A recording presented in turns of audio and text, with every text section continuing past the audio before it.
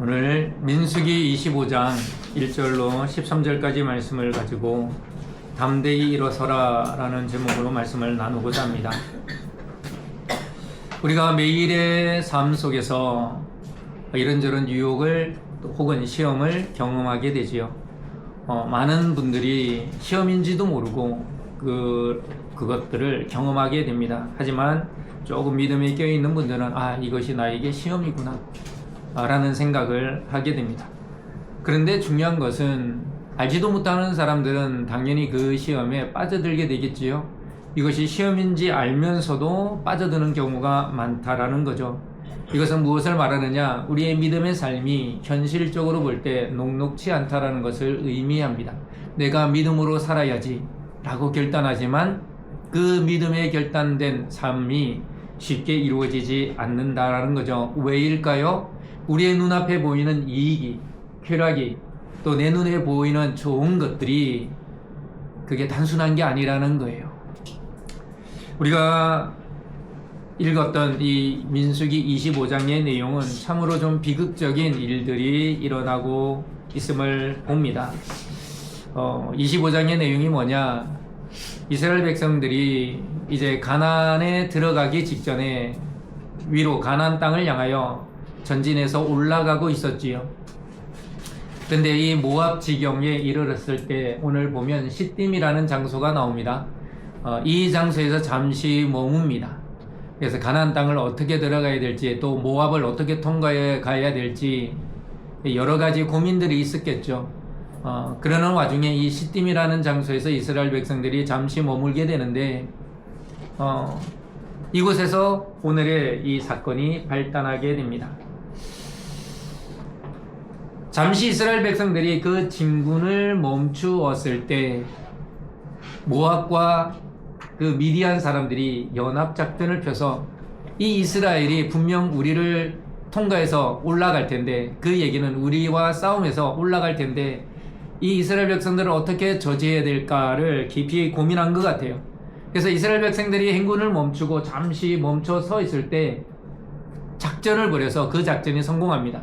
그게 뭐냐면 모압과 미디안 사람들이 바알을 이렇게 숭배하는 제사에 이스라엘 백성들을 개별적으로 접촉을 해서 초대를 하는 거예요. 이스라엘 백성들은 이 가나안 땅의 문화에 이미 정착하고 살아가는 사람들의 그 문화가 궁금하기도 했고, 또 보니까 좋아 보이기도 했고, 마치 하와가 선악과를 바라봤을 때 어떻게 했습니까?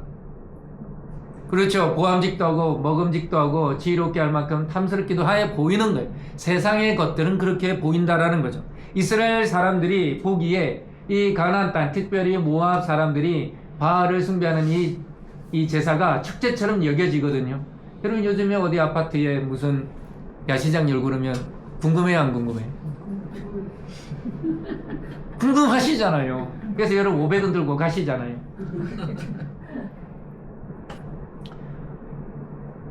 오늘의 이 말씀이 우리에게 아주 강한 영적 교훈을 주고 있습니다. 그 첫 번째, 우리가 어떤 신앙이 되고 점검해야 될까? 첫 번째, 세상과 타협하지 말아야 됩니다. 우리가 너무나도 잘 아는 말씀입니다. 너무나도 뻔한 내용입니다. 그러나 이게 잘 안 된다는 거예요. 세상과 타협하지 말라. 여러분, 출애굽기 20장 10계명으로 시작하지요. 그 10계명의 첫 번째가 뭡니까? 나 외에 다른 신을 두지 말라. 세상에는 신들이 너무 많다라는 거예요. 여러분, 10계명의 첫 번째가 뭡니까? 세상과 타협하지 말라는 하나님의 선언으로 시작하는 거예요. 너희들에게 있어서는 나만 있어야 돼. 즉 세상이 말하고 있는 다른 신들 타협하지 말라는 선언으로 시작하는 거죠. 여러분, 이스라엘 백성들에게 시딤은 어떤 장소일까요? 시딤이 특별한 장소이거나 아주 유별난 장소이거나 절대 그렇지 않습니다. 그냥 이스라엘 백성들이 잠시 쉬어 갈 만한 장소를 찾다가 시딤을 발견한 거고, 그 시딤에 사람들이 거주했다라는 거죠. 만약에 시딤이 좋은 장소였다 그러면 이미 시딤의 사람들이, 그 가나안 땅 사람들이 그곳에 정착하며 살고 있었을 겁니다. 그러나 그 사람들이 별로 없었거나 아니면 아예 살지 않는 빈 장소였기 때문에 이스라엘 백성들이 그곳에 쉬었다라는 거겠죠. 다시 말하면 시딤은 좋은 장소가 아닙니다. 혹할 만한 장소가 아니죠. 근데 이것이 우리에게 어떤 의미를 가져다 주느냐? 여러분, 우리의 삶이라는 이 인생 여정에 시딤이라는 것은 어디든지 나타날 수 있다라는 거예요. 그것이 특별한 장소이거나 그렇지 않다라는 겁니다. 다시 말하면 우리가 시험에 들 만한 장소, 시험에 들 만한 때가 따로 있다는 게 아니에요. 그 광야 가운데의 시딤이라는 장소, 그 비슷한 장소를 어디에서나 찾을 수 있고 이스라엘 백성들이 어디에서나 멈출 수 있었던 장소였던 것처럼 저와 여러분에게 있어서 우리의 신앙에 도전을 주는 작은 시험들이요, 특별한 때에 특별한 장소에서 오는 게 아니라는 겁니다. 우리가 있는 일상의 삶 가운데의 시딤은 누구에게나 찾아올 수 있는 장소라는 겁니다. 근데 이곳에서 바알부올이라고 되어 있죠. 바알을 섬기는 그 일들이 일어나게 되는 것이죠. 이것은 곧 우리에게, 저와 여러분에게 강력한 신앙의 경고입니다. 믿음이 무너지는 때와 장소는, 다시 말하면 믿음이 무너지는 시딤이라는 장소는 조금 전에 말씀드린 것처럼 우리에게 항상 찾아올 수 있다는 거예요. 특별한 때도 아니고 특별한 장소도 아닙니다. 영국의 역사학자 아놀드 토인비라는 사람이 있습니다. The Study of History, 역사의 연구라는 책, 아주 유명한 책이죠.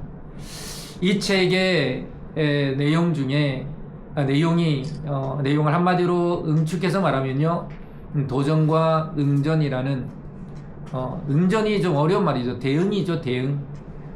외부로부터의 도전이 있으면 내부의 반응, 그게 응전이죠. 이 두 가지로 역사의, 문명의 역사를 설명해낼 수 있다라는 이야기인데요. 이 아놀드 토인비는 이 역사상 26개의 문명들을 연구한 결과 이 책이 나온 거거든요.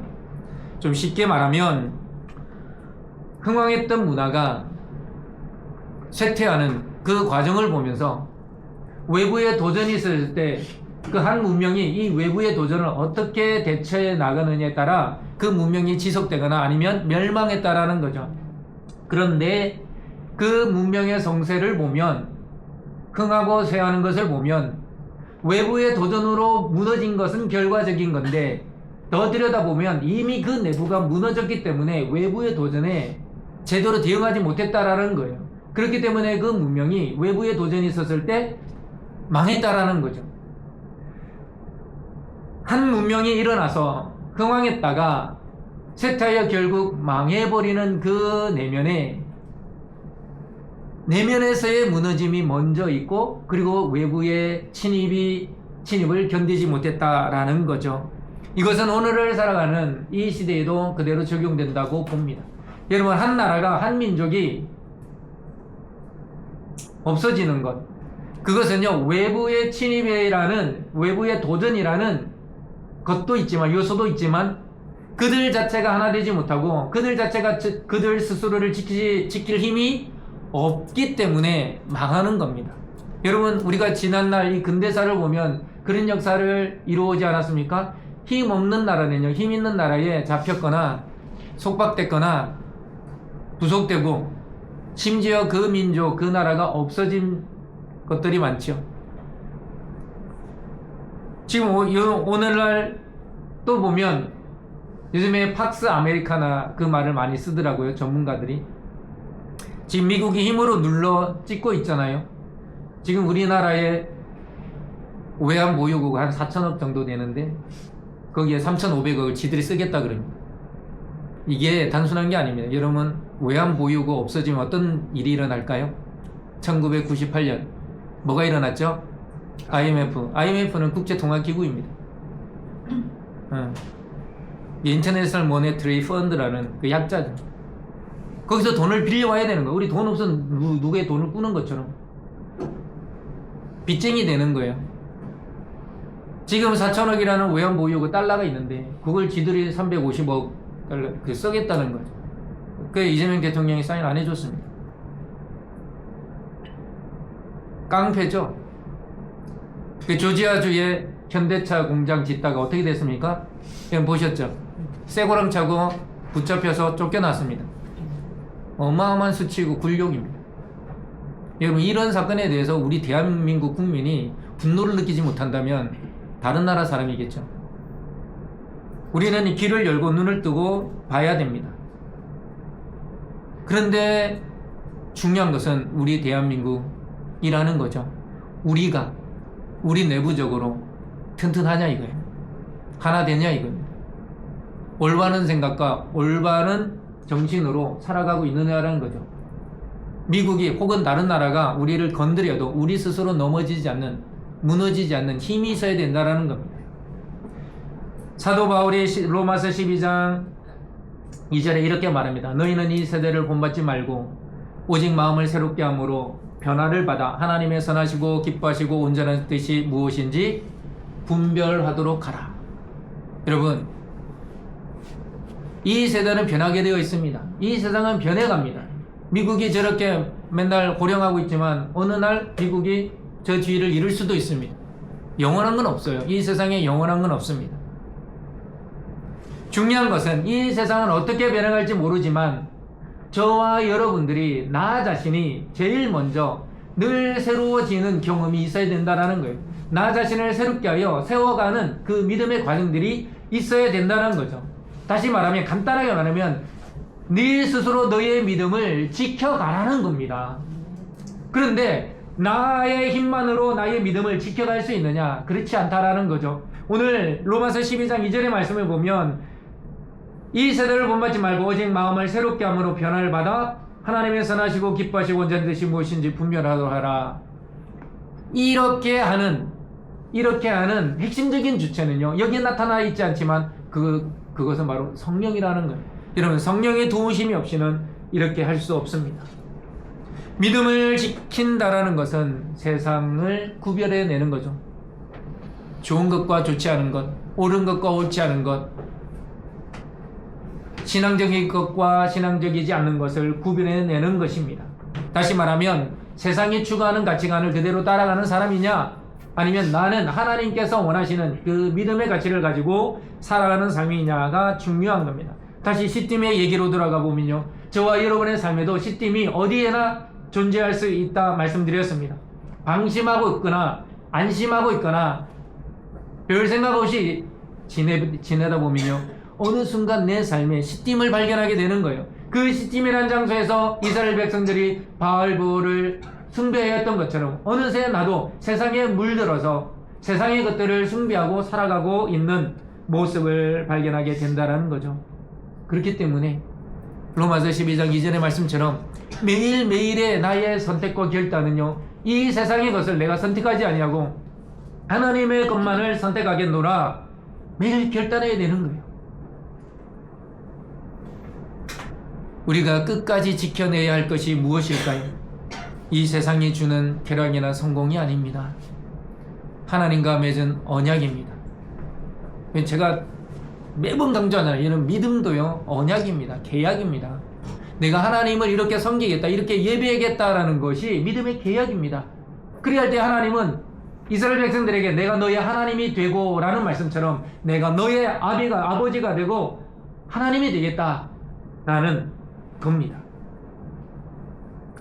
하나님과의 친밀한 교제를 지속할 때에 하나님과의 언약을 연장해 가는 거예요. 여러분, 자동차 보험 들면 연장하죠. 저도 예전에 자동차 사고를 몇 번 냈더니 3년 동안 몇 번 냈더니 갑자기 이렇게 보험료가 올라가는 거예요. 그런데요, 이게 도를 넘잖아요. 그럼 계약을 안 해줍니다. 안 해줘요. 여러분, 다이렉트 인터넷에서 다이렉트 하면 싸요, 안 싸요? 싸잖아요. 근데 그거 안 해준다니까요. 다른 보험도 못 넘어가게 만들어요. 제가 예를 들면 현대에서 했어요. 그럼 현대에서 제가 뭐 사고가 여러 번 났잖아요. 다른 회사에서 안 받아줍니다. 현대에서 이제는 수동으로 계약을 몇 개 만들고 보험료가 눈덩이처럼 불어나서 그걸 내야 돼요. 하나의 예죠. 저와 여러분들이 하나님과의 이 믿음이라는 언약의 갱신이 매번 이루어져야 됩니다. 근데 우리가 하나님과의 맺은 이 계약을 제대로 지키지 않으면 그렇게 된다니까요. 두 번째 우리가 가져야 할 믿음이 뭡니까? 담대하고 의로운 믿음을 가져야 돼요. 여러분, 오늘날 우리 교회가, 기독교가 욕먹는 것 중에 하나가 바로 이것입니다. 여러분, 담대함과 의로움이 사라져버렸기 때문이에요.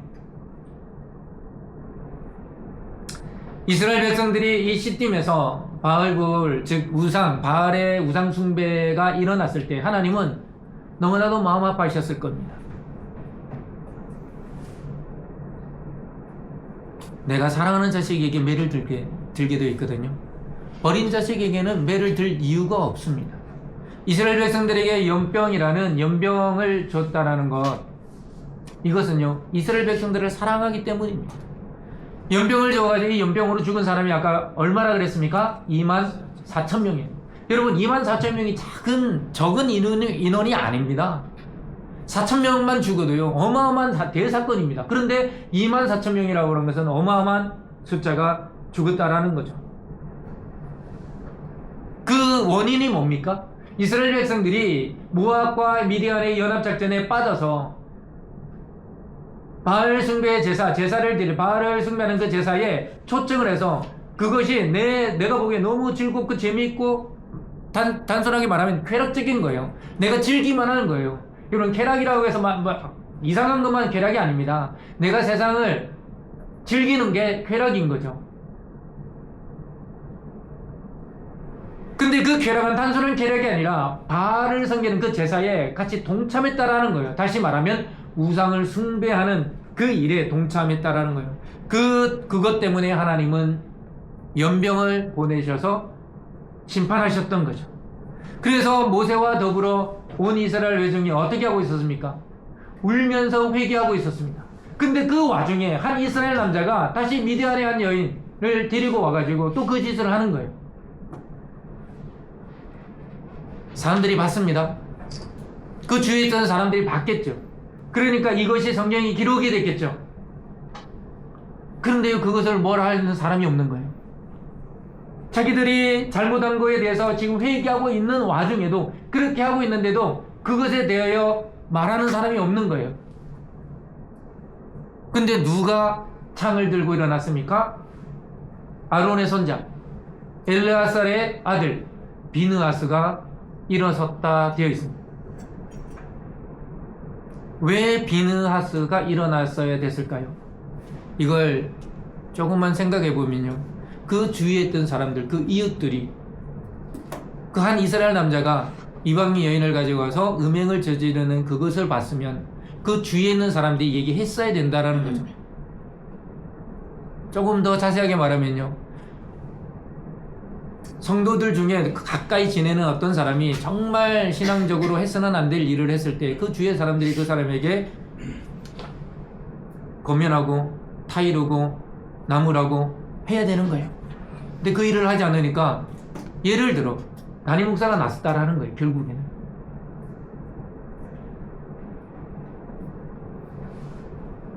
오늘 보면 11절에 보면요, 11절 보여주실까요? 11절 한번 읽겠습니다. 한번 읽겠습니다.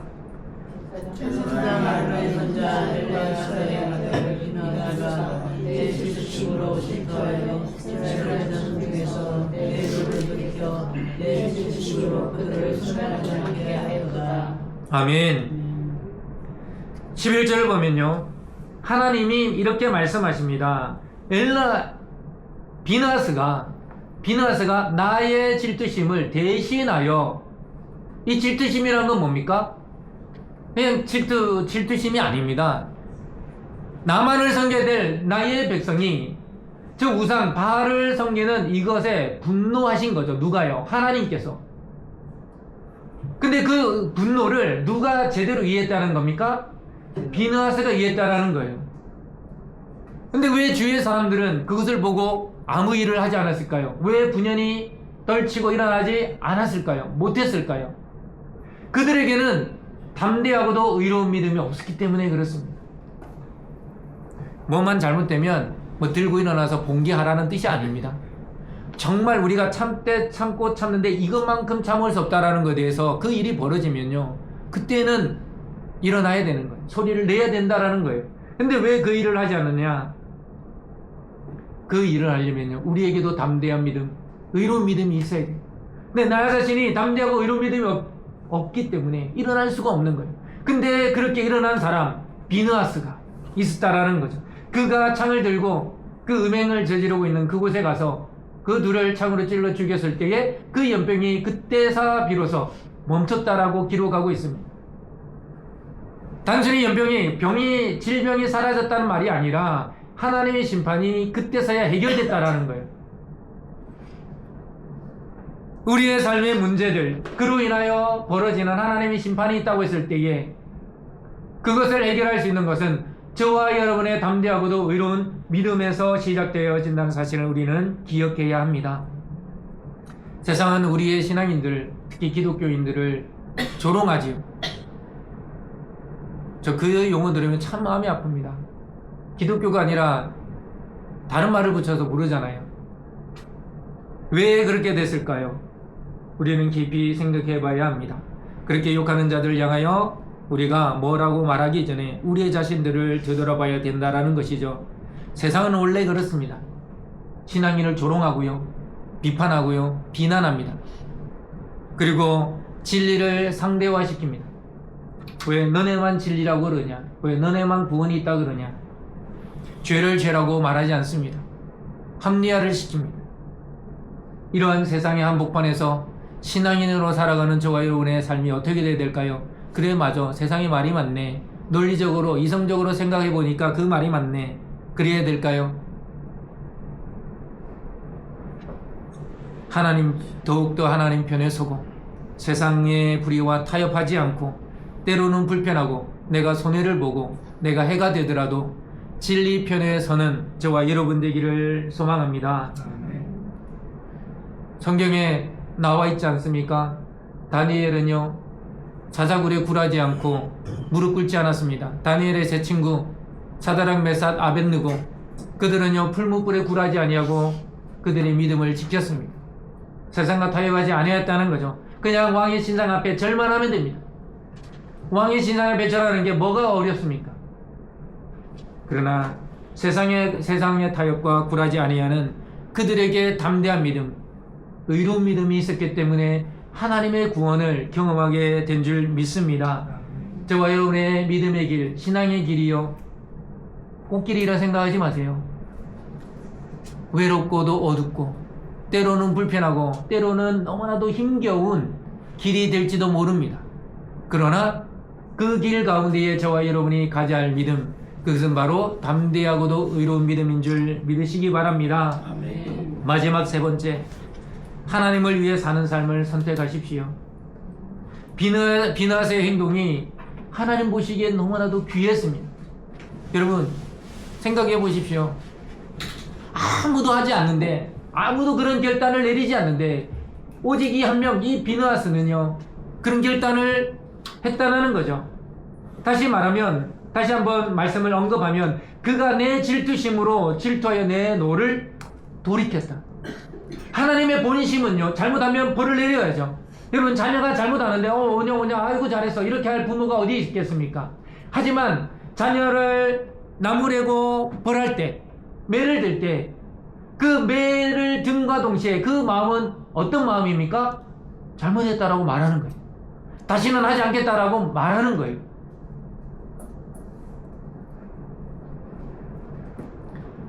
비느하스는 아론의 손자이자, 그러니까 아론과 엘르아살과 비느하스 이렇게 내려가거든요.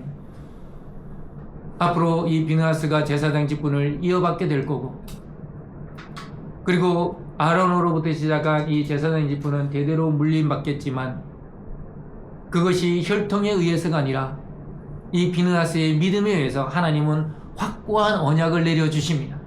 오늘 평화의 언약, 어쩌면요 하나님께서 아론을 통하여 아론에게 그 제사장직을 물려주겠다 약속하셨지만 이러한 믿음에 비느하스가 있기 때문에 하나님은 그 약속을 연장해 가시는 거예요. 평화의 언약, 영원한 제사장 직분이 그냥 하늘에서 뚝 하고 떨어진 게 아니라는 거예요. 저와 여러분의 삶에도, 우리의 믿음의 삶에도 하나님이 주시는 복이 하늘에서 그냥 뚝 하고 떨어지는 것이 아니라 저와 여러분이 하나님 편에 서기를 결단하고 하나님을 위해 살기를 결단할 때, 또한 그렇게 행동할 때 그 믿음의 행위를 보시고 하나님은 저와 여러분에게 평화의 언약을 내려주신 줄 믿으시기 바랍니다. 하나님을 위해 사는 삶은요, 간단한 게 아닙니다. 사소로운 것도 아니고요, 하찮은 것도 아닙니다. 그 삶은 얼마나 가치 있는지 우리는 다시 한번 봐야 됩니다. 이럴 때 세상은 우리에게 귀에 이렇게 속삭이죠. 대충 살아. 그냥 그렇게 살아. 적당히 해. 남들처럼 좀 해. 왜 이렇게 유별나니? 그런 소리 안 들어보셨습니까? 그렇다면 늘 내가 하나님 편에 서리라 결단하지 못한 삶이었습니다.